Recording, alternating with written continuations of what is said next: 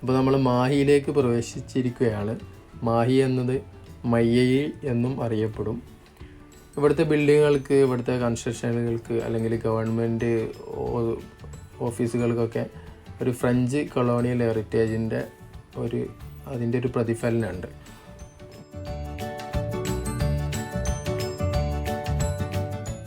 മാഹി എന്നുള്ളത് ഒരു കേന്ദ്രഭരണ പ്രദേശമാണെന്ന് നമുക്കൊക്കെ അറിയാം. അതുകൊണ്ട് തന്നെ ഇവിടെ ടാക്സിനുള്ള ഇളവുകൾ ഇവിടുന്ന് വാങ്ങുന്ന സാധനങ്ങളിലൊക്കെ പൊതുവെ ഉണ്ടാവും. അപ്പോൾ ആളുകൾ പൊതുവായി ഇവിടെ വന്നാൽ നമ്മൾ എണ്ണ വാഹനങ്ങളിലൊക്കെ പൊതുവായി ഇവിടെ വന്നിട്ട് ഫുൾ ടാങ്കാക്കി പോകാറുള്ളതാണ്. അപ്പോൾ കൂടുതൽ എണ്ണ അടിക്കുമ്പോൾ വലിയൊരു മാറ്റം നമുക്ക് നമ്മൾ കൊടുക്കുന്ന പൈസയിൽ കാണാൻ പറ്റും.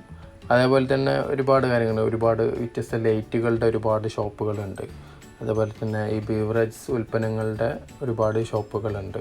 അതിലൊക്കെ ഇഷ്ടംപോലെ ആളുകൾ സാധനങ്ങൾ വാങ്ങിക്കൊണ്ടിരിക്കുന്നു. അപ്പോൾ ഈ റൂട്ടിലൂടെ ആളുകൾ പോകുന്ന സമയത്ത് ഇവിടെ ഇറങ്ങിയിട്ട് വാങ്ങാറാണ് പതിവ്. ഇപ്പോൾ റേറ്റിൽ തന്നെ നമുക്ക് വലിയൊരു വ്യത്യാസം ഉണ്ടാവും.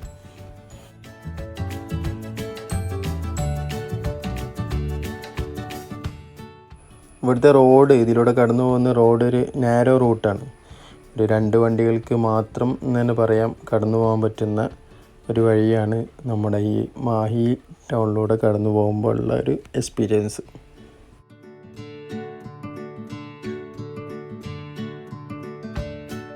മാഹി പെരുന്നാൾ എന്ന് പറഞ്ഞാൽ ഉത്സവം, ഇവിടുത്തെ ഒരു പ്രാദേശിക ഉത്സവം നടക്കുന്ന പള്ളിയാണിത്. Mahe police station. അതുപോലെ തന്നെ അവിടുത്തെ നിർമ്മാണങ്ങൾക്ക് നമ്മൾ നേരത്തെ സൂചിപ്പിച്ച പോലെ നേരത്തെ പറഞ്ഞിട്ടുള്ള ഒരു ഫ്രഞ്ച് ടച്ച് നിർമ്മാണങ്ങൾക്ക് നമ്മൾക്ക് നേരിട്ട് കാണാൻ പറ്റും. അതുപോലെ തന്നെ ഇവിടുത്തെ പോലീസിൻ്റെ തലയിലുള്ള തൊപ്പി ചുവപ്പ് കളറുള്ളൊരു തൊപ്പിയാണ് അവർ ഉപയോഗിക്കുന്നത്.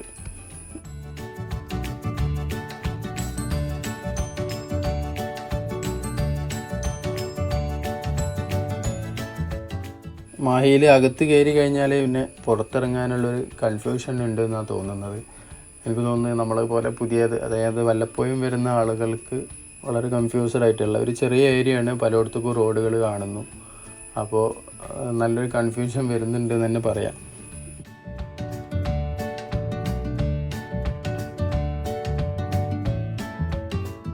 കടൽ തീരത്തിലൂടെയാണ് നമ്മൾ കടന്നു പോകുന്നത്.